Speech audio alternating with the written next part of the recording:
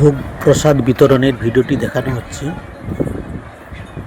শীতলা মাতা পুজো উপলক্ষে এই ভোগ প্রসাদ বিতরণ 2026 সালের এবং বাংলার 1432 সনে আমাদের শীতলা মাতার সোয়াল শুরু হয়েছিল 24শে ফেব্রুয়ারি এবং সোয়াল শেষ হয়েছিল 28শে ফেব্রুয়ারি।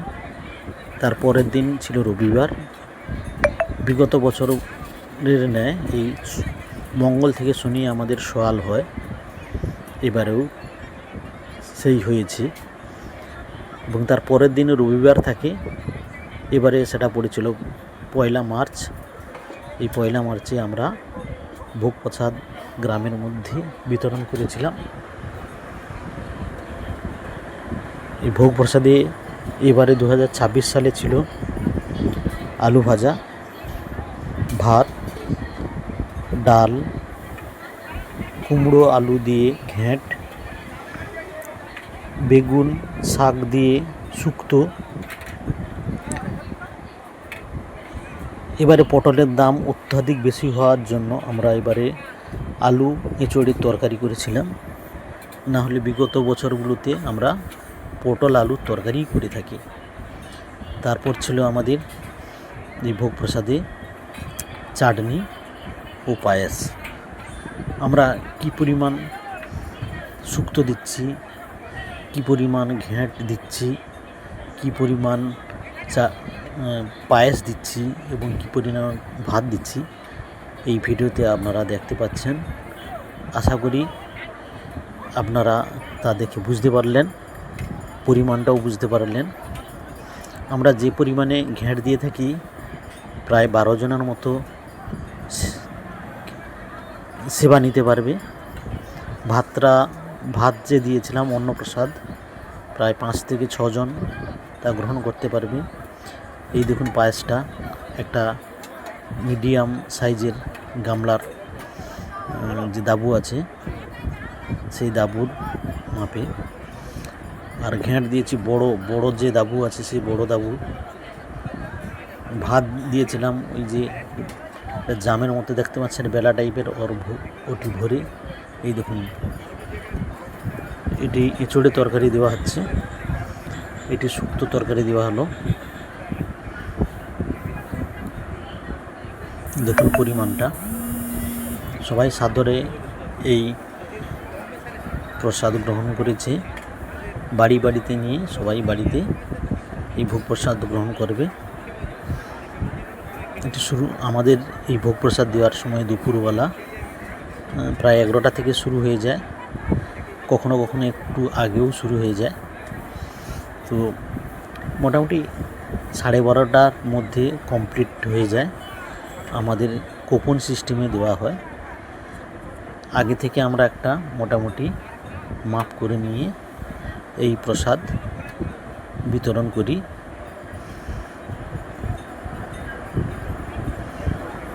গ্রামবাসী দেখুন এই যে ভাত দেওয়া হচ্ছে, একটি জাম একটি বেলাতে ভাত দেওয়া হচ্ছে। এই দেখুন পায়েস দেওয়া হচ্ছে, ওইদিকে দেখুন ডাল দেওয়া হচ্ছে। গ্রামের সবাই মিলে এটি খুব ভালো উপভোগ করে এবং সবাই মিলে সহযোগিতা করে। তার ফলে এই ভোগদান পর্ব খুব সুন্দরভাবে সম্পন্ন হয়। সারা রাত ধরে এই রান্নাবান্না চলে। গ্রামের সবাই মিলে সবজি কাটা থেকে শুরু করে এই বিতরণে সাহায্য করে। তবে রান্না করে যেহেতু প্রচুর রান্নাবান্না, তার জন্য আমাদেরকে পূজারি নিয়ে আসতে হয় অন্য জায়গা থেকে।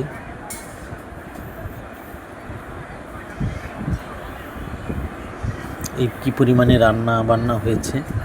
আমাদের পাশাপাশি দুটো কাউন্টার করা হয় যাতে গ্রামবাসীদের মধ্যে এই বিতরণ করতে কম সময়ের মধ্যে শেষ করতে পারি। তার জন্য পাশাপাশি দুটো কাউন্টার করা হয়। একদিকে ভাত দেওয়া চলছে, একই সঙ্গে একজন ডাল দিচ্ছে, একজন ঘ্যাঁট দিচ্ছে, বৈতাল ঘ্যাঁট, একজন পায়েস দিচ্ছে, একজন শুক্তা দিচ্ছে, একজন চাটনি দিচ্ছে এবং সবাই মিলে লাইন দিয়ে এই ভোগ প্রসাদ গ্রহণ করছে।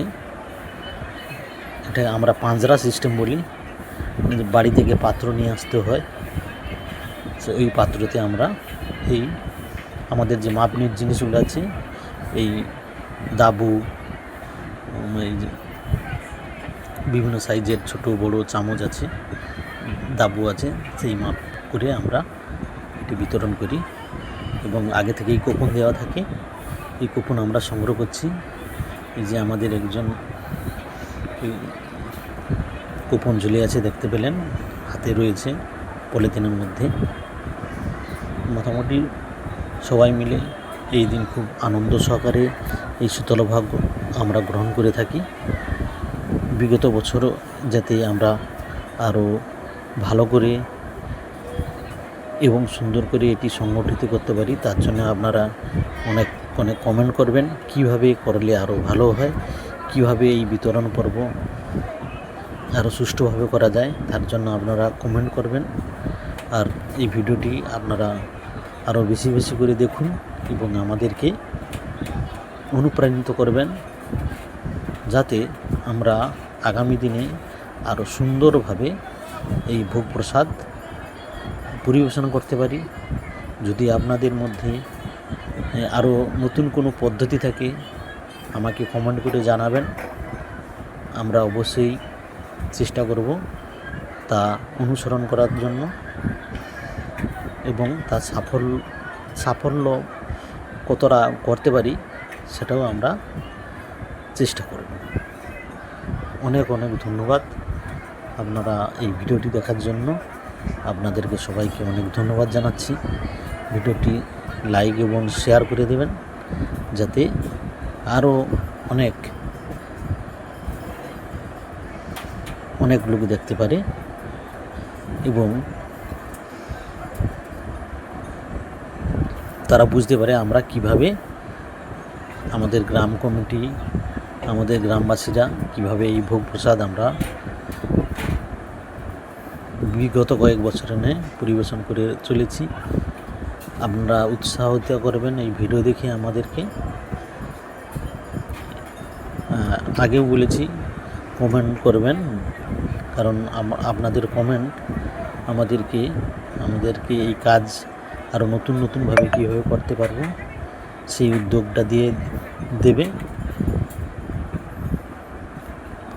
আমাদের এই শীতলা মন্দির এবং শীতলা মাতা জোড়া পাত্র রয়েছে।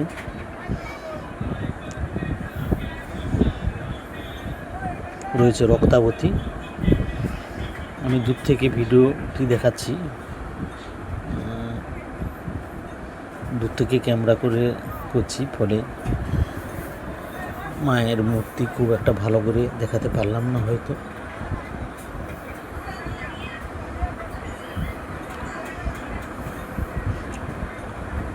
সবাই মিলে সহযোগিতা করার জন্য আমাদের এই কাজ খুব ভালোভাবে সংগঠিত হয়। এই দেখুন, আবার আমি ফিরে আসছি কীভাবে আমরা পরিবেশনা করছি সেই দিকে। আমাদের গ্রামের ব্যক্তিবর্গ এবং মায়েরা বোনেরা কীভাবে সারিবদ্ধভাবে এই কাজ করছে সেটাও দেখাতে পারলাম।